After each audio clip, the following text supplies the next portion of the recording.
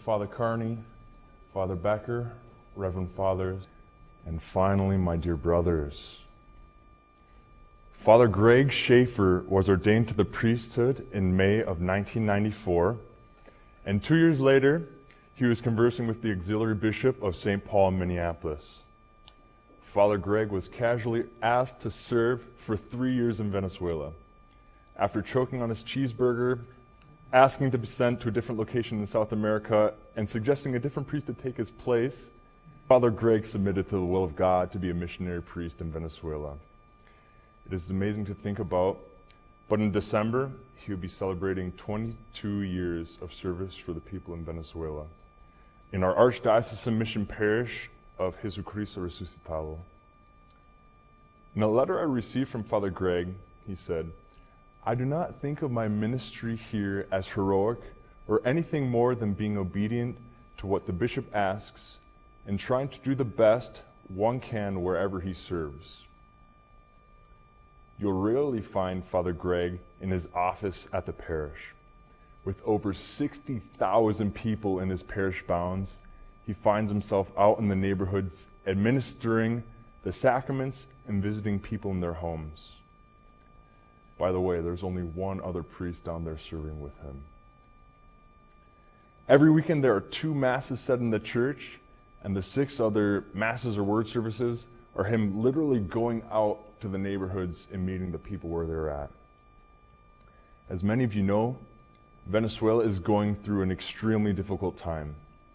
Many people are leaving the country with literally just the shirt on their back. Grocery store shelves are bare. It's nearly impossible to find work.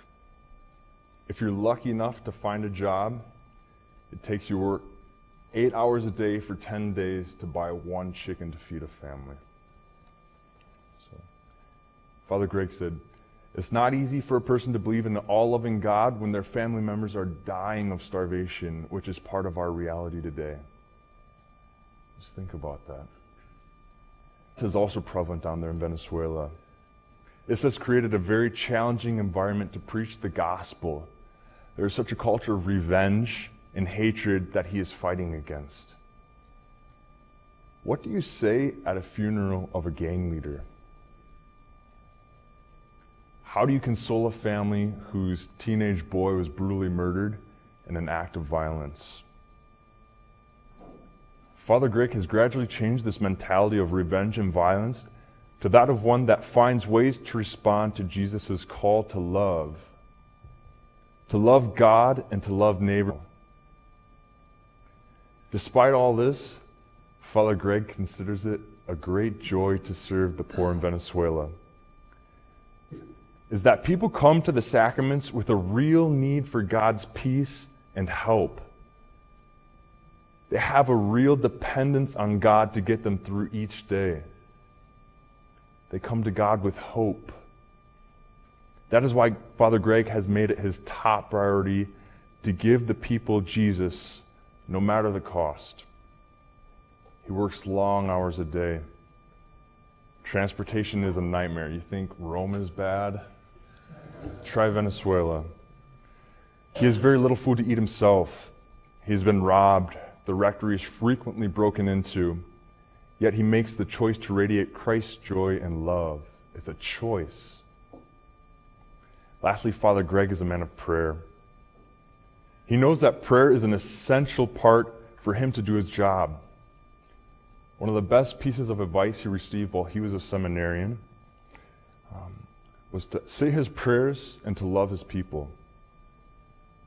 He quotes, "A priest must be a great lover to love, not as the world teaches." So the most effective way that he's been able to implement this is by highlighting the good in culture and not reinforcing any of the negative aspects of it. As many of you know, dancing is a very, very important cultural part of Venezuela. But dancing can get very sensual very quickly. So one example of this is in the song La Bomba. So for those of you that don't speak Spanish, there's a part that tells you to put your hand on your head, your other hand on your hip, and do your sexy movement to the ground and back up. He's been inspired by one of the other American priests that has been down there for a long time, kind of highlighting this idea of enforcing the good and not reinforcing the bad. So what this priest would do, he'd put his hand on his head, his hand on his hip, and when it was time to do a sexy movement, he'd just nod his eyes up and down, up and down, up and down. And then when it came for the part to do your sexy movement down to the ground, he'd fall over. He'd literally fall over on the ground, and all the kids would start laughing, and they'd be dragging him up, and everyone would be laughing, shouting, clapping for this priest down there. So that was his way to kind of reinforce the good in the culture. Dancing is a good thing, but he was able to kind of put his own spin on it to help people realize that, you can still have fun, but there's an appropriate way to do it. Again, a priest must be a great lover to love as Jesus taught, not as the world teaches. No matter what humble things Father Greg may say, he's my priest hero.